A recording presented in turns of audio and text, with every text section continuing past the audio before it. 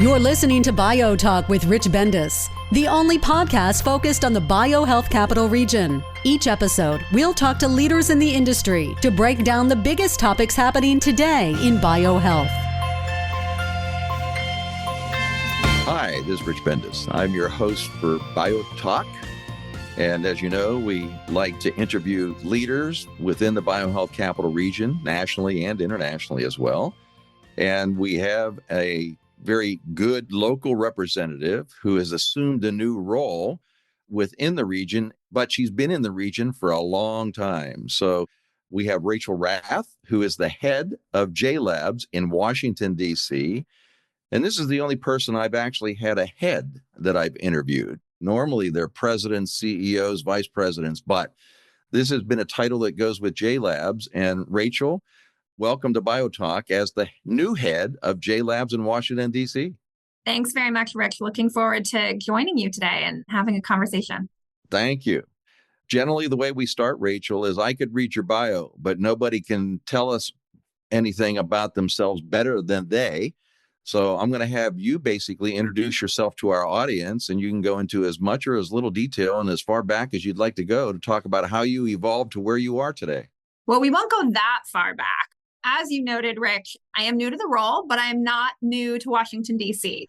It's actually on a panel at a conference last week, and they were chatting about what pulls people into the D.C. area, what attracts them.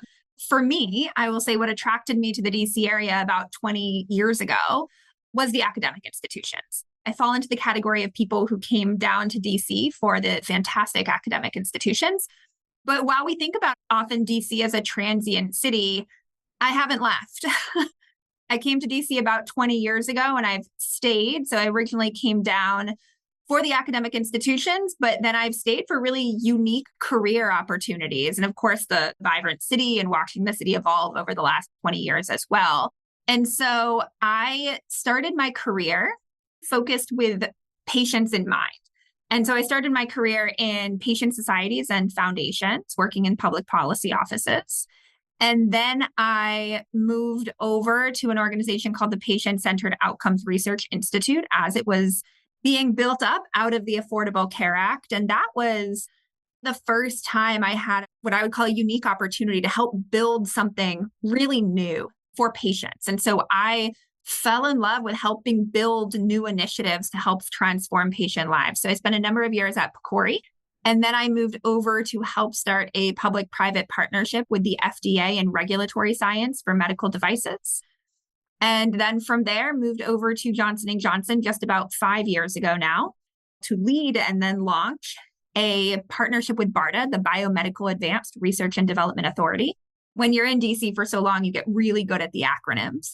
Led that partnership for about 5 years called Blue Knight. That's what brought me to JLABS. I'm not new to DC, not new to JLABS, not new to JLABS at Washington, DC, where I've been based, but new to the role as head of JLABS at Washington, DC. And during that time, I was making my way across some of the really fantastic academic institutions here. So I went to American, and then I went to GW, and then I went to Georgetown. Circled my way around some of the fantastic institutions in the Beltway. Well, the people in D.C. must love you because you're very loyal to D.C. in the academic institutions and in your roles, Rachel. And I will say I married a Terrapin. Oh, well, Andy Eckert, our producer, is a Terrapin, so he's going to be very happy to hear that, Rachel. Thanks for that background. It's really a great background to prepare you for JLABS, which prepares you to interact with all different types of actors and characters within this biohealth capital region, as well as nationally and internationally. So some people have heard of Johnson & Johnson JLABS. Some people may not have. So why don't you give us an introduction about JLABS nationally and then bring it down to the local picture, please? Absolutely. But I'm even going to go international. I think that's great. So JLABS is the global no strings attached incubator network for Johnson & Johnson. So currently we support about 11 ecosystems globally. JLABS started almost 12 years ago now. And over that time, we've supported more than 1,100 early stage companies that align up to the strategic areas of interest of Johnson & Johnson. So we support companies in the pharma and the MedTech sectors. Over the last nearly 12 years since JLABS has been around, we have done deals as Johnson & Johnson with about 30% of those companies.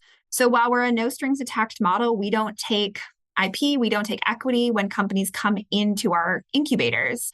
We are looking to help advance them along their trajectories to the point of getting to deal potential. And deals can look like a lot of different things. Deals can be MTAs to get to certain inflection points. They can be research collaborations, equity investments, licensing deals, and even acquisitions. So we engage across Johnson & Johnson's areas of interest. DC is one of our newest JLABS locations. It was announced that it would be coming to the DC area in 2019. And we first opened for residents in early 2021 and have been growing the site since then. So while you can think about our JLABs as these physical incubators, we really think about them as hubs for regions and ecosystems. JLABS at Washington, D.C. is based at the Children's National Research and Innovation Campus on the old Walter Reed campus right up on 16th Street, just south of Silver Spring. But we support companies across the region. So going up into Maryland, Delaware, even all the way down into Virginia, we have companies that are eager to connect in and build on the fantastic resources here in the DC ecosystem. So that's a little bit about JLABS as a whole, and we can dive into more of some of the benefits and how we support companies if you want while we keep chatting. We'll definitely do that. But before we dive into some of the more specific things related to the region, talk about what do companies have to do to become eligible to be considered for JLABS or entry into the JLABS program? The JLABS application is public on the JLABS website, so companies can apply in at any point in time. It's not a cohort model, it's a rolling application. So companies can apply, and on that form, they tell us only non-confidential information. If you're a company that's submitted a grant to NIH, I always like to tell companies our application looks absolutely nothing like that. Much more straightforward, shouldn't take you too long. I once had a company who got accepted into JLABS tell me that they completed the application on their cell phone on a train. I'm not necessarily recommending that approach, but hopefully speaks to how straightforward the application is. So what we look for is the strength of the science is what we lead with. So I think one important thing for companies to keep in mind is so many companies have multiple pitch decks. They have their investor deck and they have their scientific deck. We're going to start by leading with the science. So where you can share non-confidential data with us, that's going to help us understand where you are today and the potential for your technology. So we start with the science. We look at the potential strategic alignment to J&J over time. We also look at the strength of the team, both from a scientific standpoint and a business standpoint. So you apply through the application, it gets reviewed internally, and then we'll get back to you on if there's a potential opportunity there. We also like to understand how we can best support you. Are you looking for lab space? Are you looking for prototyping space? Are you looking for an office space? Or are you looking to connect with us virtually from wherever you are? Because that helps us tailor our understanding of how we can support you. Thank you for that introduction. And later, we're going to ask you if they want to apply. You can give your website out and how they would go through that process.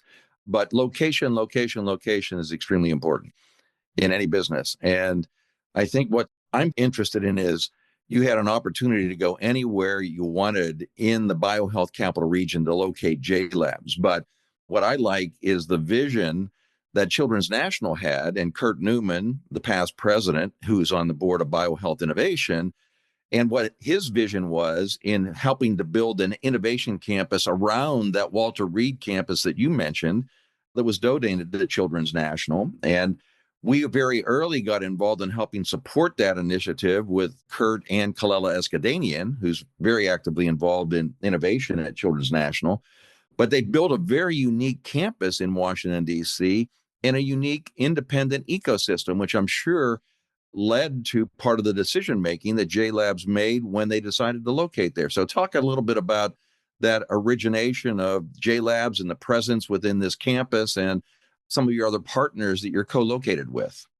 Absolutely. And you're right. The ecosystem here at the old Walter Reed campus is a very unique opportunity. Now, whenever we're bringing a JLABS into an ecosystem, we're always looking for that anchor partner.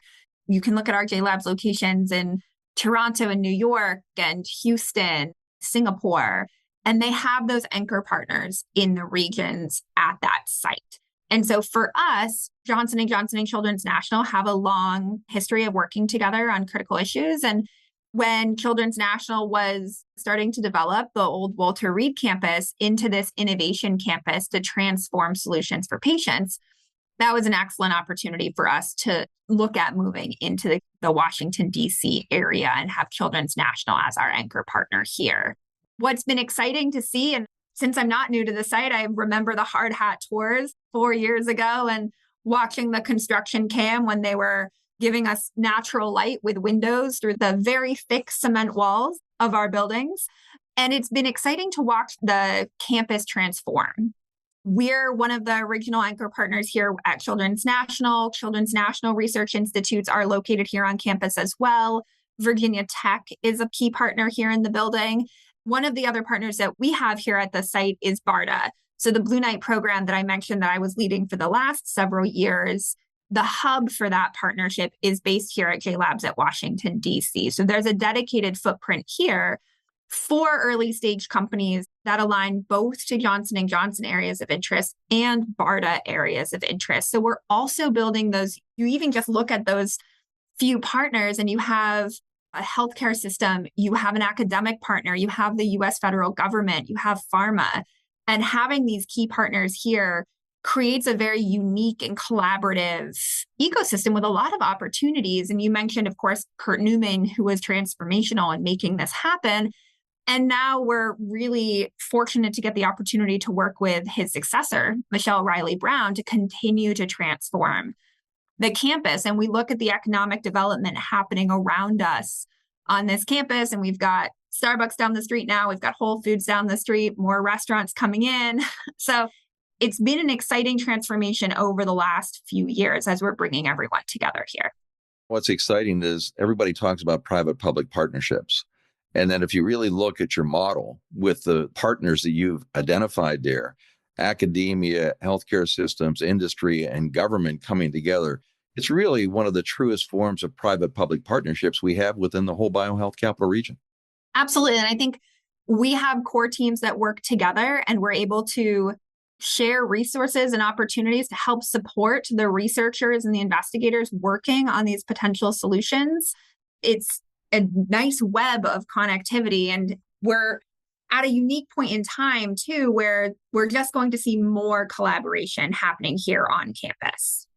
And probably it didn't hurt with having the Blue Knight program located there, but I know there's a recent announcement where BARDA has identified a new accelerator in conjunction with Children's National that'll be focused on pediatric healthcare. And maybe you might talk about that a little bit. We're extremely excited, I would say, overall for the BARDA Accelerator Network 2.0 to be launching and to have one of those hubs co-located here on campus as well. So the BARDA Accelerator Network 2.0 is redefining their model a little bit. And of course, the BARDA website is the best place to learn more about that. But they have 5 hubs focused on different technological areas. And each of the hubs is global. So they are designed to support companies globally. The one focused on special populations is focused on pediatrics. And that is based here through Children's National Hospital, co-located on this campus. So we're extremely excited about that and see a lot of synergies between possibilities for JLABS and Blue Knight and the Accelerator Network 2.0. The Accelerator Network is providing accelerator support, so not incubator support, for early stage companies, particularly in this instance, looking to help develop those medical countermeasures to help the pediatric population, which is such an important need and opportunity in our development. And so you look at these early stage companies that may be developing medical countermeasures, but haven't had that opportunity to pivot into the pediatric space. With the BARDA Accelerator Network 2.0 and that pediatrics hub here co-located with JLABS at Washington, D.C., led by Children's National, it's going to be an incredible opportunity for early stage companies to get the program and get mentorship and get an opportunity for even some non-dilutive funding to get some proof of concept data in the areas of medical countermeasures for pediatrics. So we're thrilled to welcome them to the campus as a new initiative based here. We're excited that they got announced as a new accelerator because we actually were able to partner with them in the application because they would like to access the biohealth innovation entrepreneurs and residents to help support the companies that may come through that accelerator, just as we're helping NIH and ARPA-H. So we see this as a natural extension for us and our partnerships, which we have with both you and Children's National in working together in the future. So we can't wait. When is that going to actually open up and start? I'm not going to drop any announcements for them. Hopefully, we'll see something coming out fairly soon, more publicly. The hubs have been launching in several phases over the last couple months. So the first few hubs launched in June and had their launch events. And then I think we'll see the next few hubs launch very soon. Hopefully more coming out soon on those. You mentioned ARPA-H, one of the other newish organizations in this ecosystem. We were thrilled last week when one of our JLABS companies announced their receipt of an $8 million ARPA-H award just last week. And it's actually a great example of what's happening in this ecosystem because the company Algometrics is actually a Children's National spinout based here at JLABS at Washington, D.C., and just received a really fantastic award from ARPA-H. I'm glad you mentioned that. We had the opportunity to work with Julia several years ago and when we were looking at the children's pipeline to help them from a commercialization standpoint. So it's exciting to see that $8 million award with ARPA-H and the Sprint for Women's Health initiative, which is a $110 million new initiative focused on women's health issues around the United States. So everything seems to be coming together, Rachel, but I'm going to keep you focused on JLABS now for a little bit, since we've talked about all of these other things which are related to what you do. Let's talk a little bit about the current environment at JLABS in Washington, D.C. Types of tenants you have now, what areas of focus, how many entrepreneurs and companies are located there, just a little profile on JLABS Incubator. Our first residents moved in the spring of 2021. And since that time, we've continued to onboard new companies into the ecosystem here. We look for companies that are strategically lined up to the J&J business priority areas. So those at a high level are innovative medicine and MedTech. And innovative medicine is Pharma. Some of our biggest priority areas are oncology, immunology, neuroscience. On the MedTech side, big focus on orthopedics, robotics. But we also think about those technologies that enable manufacturing and enable discovery. Those that may advance manufacturing, technologies in the data science space that help us work more efficiently, technologies that help accelerate clinical trials. So we think very broadly about those types of technologies that we bring in. One of the things that's been unique to learn about the JLABS DC ecosystem, and each of the ecosystems where our JLABs are located are very unique.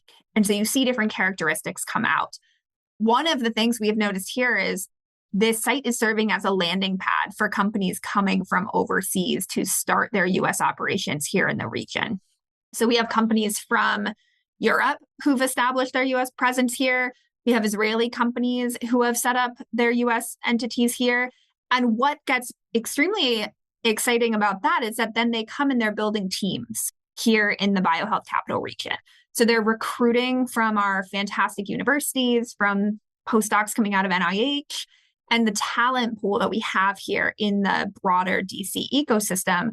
They're recruiting and then hopefully retaining that talent as they grow their companies here in the US. So we have a range of technologies here at the DC site. We have space for biolabs, chem labs, prototyping space, and we're really set up to support a diversity of technologies. That's pretty exciting. You're actually a major economic development entity for the region, even though you don't get funded to do that, but that's an indirect result of the activities you're involved in every day. And it's exciting to see companies building their teams here and to hear our company CEOs focus on the science. They're working on exciting science and technologies to get to patients, but they're also focused on how do you recruit talent? How do you retain talent? How do you build teams and create a team culture? And that becomes part of what we help them with here as well, whether that's helping connect them to local recruiters who know this ecosystem and how to compete in it, or helping them think through as an early stage company, what are those HR policies and practices you actually need to get set up with as well in order to help your talent be successful.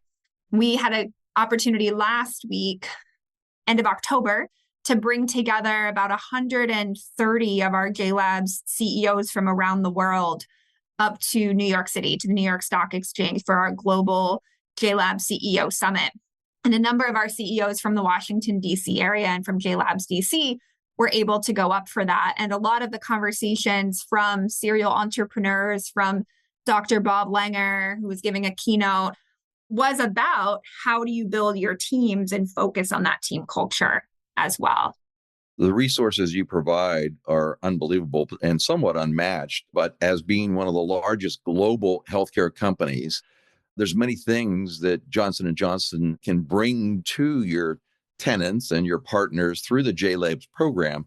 Can you give some examples of some of the other things that your companies and tenants get access to through the global J&J network?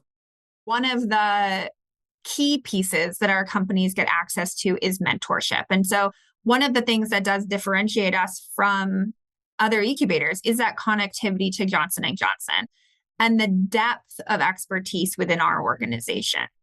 So one of the things that we do for the JLABS companies is provide mentorship.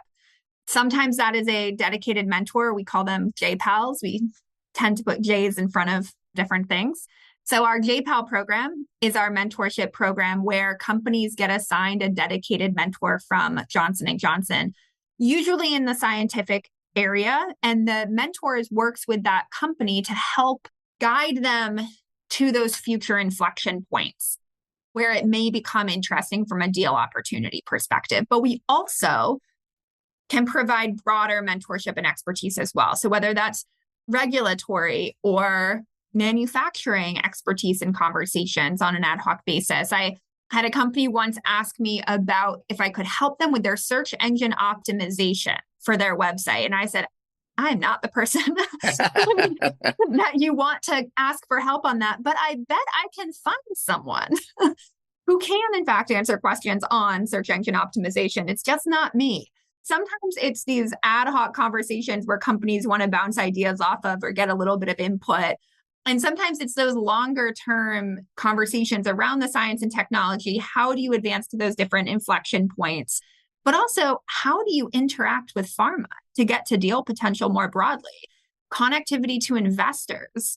Fundraising is something that all of the companies are doing all the time. So some of what we do is help build connectivity both within Johnson & Johnson and more broadly as well.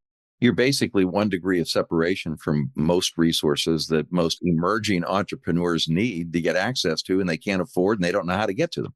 Yeah, and sometimes it really is just not knowing how to get to them. And when companies are new here to the site, one of the things we do here is we're often doing office hours with experts from this region where companies can sign up and have those 20, 30-minute one-on-one meetings, get some input, and just get a little bit of a broader understanding of how to move forward.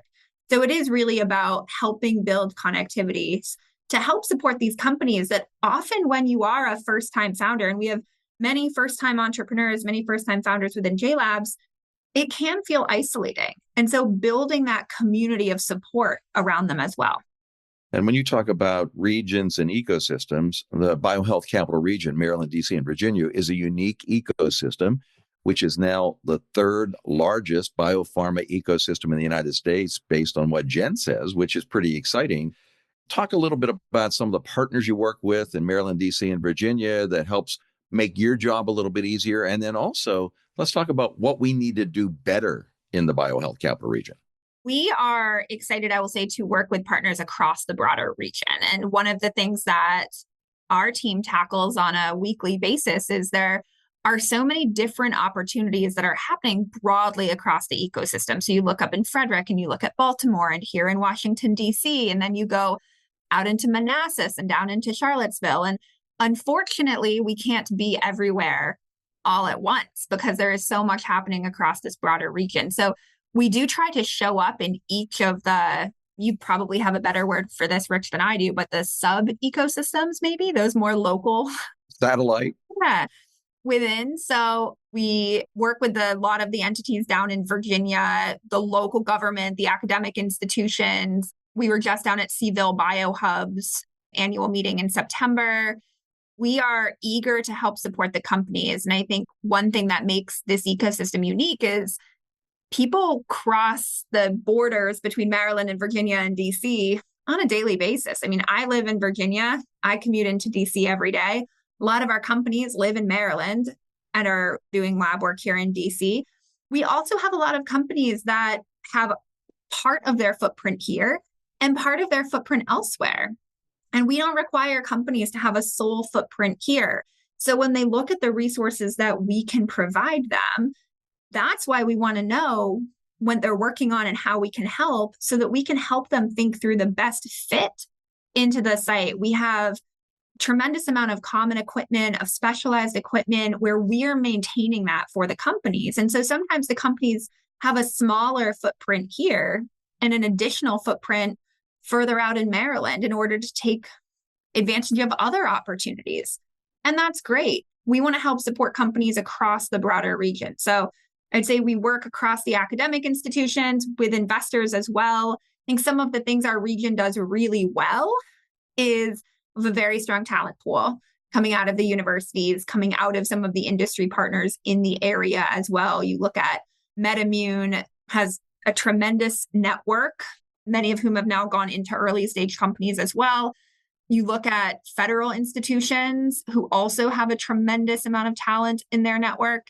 One of the things you see in the federal government is people tend to retire earlier from the federal government, and then they go on to have these second careers. And that's an incredible, maybe not talent pool directly for the companies, but expertise. And the consultants in this area who are helping advise companies is really tremendous. And I think you see some of that. We do extremely well in getting non-dilutive funding as an ecosystem, particularly from NIH. The number of patents we're filing, extremely high. Those are all of some of the things that contribute to how we're ranked now as number 3. And I think it's for the second year in a row. It is second year in a row. We're going to go for 3. We have a 3-peat coming up for next year. Absolutely. The thing you mentioned about the footprint is something most people don't really recognize related to JLABS. You're not requiring people to set up their national or international headquarters to be the only location within the biohealth capital region. And what I see as a great advantage is there's tremendous programs that Maryland has and Virginia has. So you take a Maryland or a Virginia entrepreneur, they can leverage the JLABS and Johnson & Johnson ecosystem in your accelerator, but they can also take advantage of those statewide programs or local programs in both Maryland, Virginia, and basically leverage those resources rather than having to be just dependent on being in Washington, D.C. by itself. And I think that's a really unique advantage. So let's talk about the things we can improve upon a little bit, Rachel. Where are some of the areas for growth within the biohealth capital region? And the big thing that comes up all the time in every one of our meetings is capital, but we'll let you talk about the things you think we need to improve upon. So I would maybe say top 2 for me, where if we could move the needle, I think that would really have an impact for our companies in the ecosystem. We are an incredibly spread out ecosystem. So I think we think about JLABS at Washington, D.C., and you think about the biohealth capital region and even some of the smaller areas that I mentioned before. You go from Baltimore all the way down to Charlottesville. It's a decent geographic area that we're really covering as an ecosystem. And so while I think we do a very good job, and Rich, your organization plays a big role in this, in building that connectivity, I still think that's an area where we can improve and finding those opportunities to bring everyone together, all of the key stakeholders, really to support the early stage companies in this ecosystem. So I think we can continue to connect better. And you and I have had some conversations about how we can continue to do that. And so I think we're very much looking forward to how we can keep moving together as one ecosystem to support the companies. The other is, of course, capital and investors. And I think we can play as JLABS a role there. We do help build connectivity outside of J&J. So some of the things that we do to help raise awareness of companies in this ecosystem, I would say, is We do an annual investor day every year. And so we do one for East North America and one for West North America. 2 years ago, we hosted East North America's Investor Day here in DC. Last year, it was up in New York at our JLABS New York City location, but we bring a lot of the DC companies to that event for East North America and really helping familiarize investors with what's happening here in the biohealth capital region and the fantastic companies that are setting up here in the region. We also do events where we try to pull investors here into the DC ecosystem, connecting with our companies, but also building that network again of investors. So there are a good number of investors here in the DC area. Some may be more focused on tech or consumer solutions, but we do have them, but we don't seem to have really a convener for that. And so I think strengthening the connections between investors here in the region, as well as a role we can play in serving as that convener in some instances and helping raise the awareness, not just of the companies here at JLABS at Washington, DC, but across the broader ecosystem with investors to help pull them here. So when we do investor events, we are tapping into the local ecosystem of investors because we want to engage them, but we're also bringing investors in from other regions here to connect with our companies. That's one of the areas when you talk about future collaboration. You have the BioHealth Capital Region Investor Conference, you have Accelerate, you have other investor conferences, you have your JLABS Investor Conference.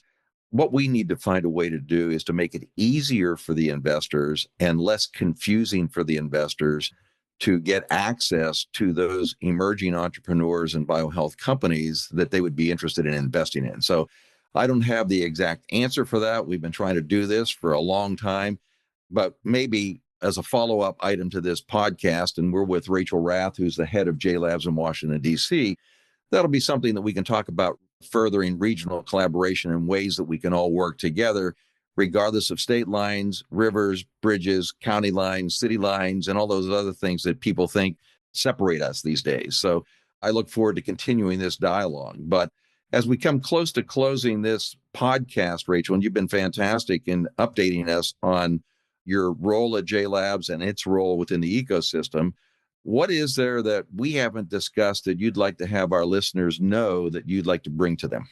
One of the other things that's unique about this ecosystem, we talked a little bit when I was actually introducing myself earlier about the transient nature of the DC ecosystem.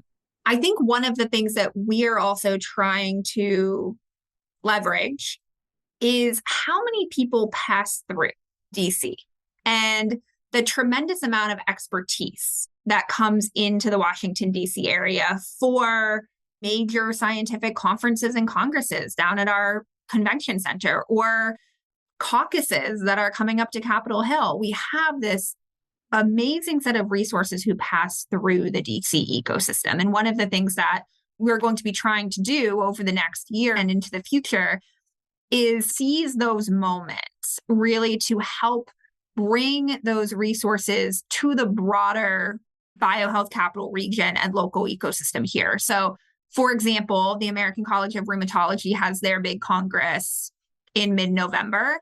We'll be doing some JLABS programming that are open to the public around that event, bringing in J&J leadership in external innovation and immunology who will be in DC for that conference and helping raise their visibility and connectivity with the early stage companies in this ecosystem. So I think that is another piece that is very unique to this ecosystem, as well as we've talked about investors, we've talked a bit about federal government partners here.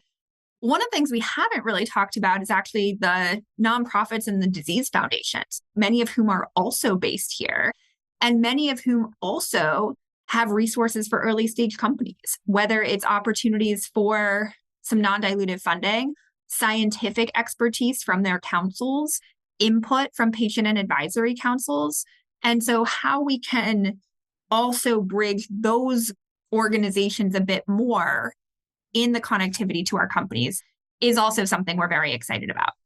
You've expanded the dialogue here a little bit, Rachel, which I think is extremely good. And everything comes back to, though, how do we promote a consistent regional image and message so that people, when they're going out to these different shows, conventions, and meetings that they have, whether it be international, national, or even regional, that we can spread the word about all of the resources and assets, recognizing Virginia's going to do their thing, Maryland's going to do their thing, DC is going to do their thing. But if we can all decide that we're going to work together, spread the word, and let the individual users, entrepreneurs, academics, partners, companies decide where they need to be and who they need to work with, we just need to create this big impression about how great the biohealth capital region is and let them identify the resources that can help them the best. So I think your message is right on. We haven't been really doing that as a region. Maybe that's Biohealth Capital Region 2.0, as you talk about, just like you go to BARDA Blue Night 2.0. I think we're ready for 2.0 in the region about additional collaboration. So hopefully you can be one of the key partners to help bring that together. I'm looking forward to it. Thank you. And one of the other things you're going to do is be joining the Biohealth Innovation Board. And thank you for doing that. You're going to replace Sally Elaine, who is now at Virginia Tech in their program. And JLABS has been a great contributor to biohealth innovation and our board. We look forward to you joining our board so you can bring some of the messages we just talked about on this podcast to the 24 other board members who have also an impact and a footprint within this region. And you can help educate them about some of the ways we can work together. So thank you for doing that. You're very welcome. Thank you for the invitation. You're welcome. This has been a great dialogue with Rachel Rath, who is the head of JLABS. Welcome to your new position, Rachel. We look forward to interacting with you for many years in the future. And hopefully we can bring all of the resources together on one page, promoting this as the greatest region. We don't want to be number 3. We'd like to be number 1 someday. Absolutely. Only 2 spots to go. Thank you, Rachel. Thanks, Rich. Thanks for listening to BioTalk with Rich Bendis.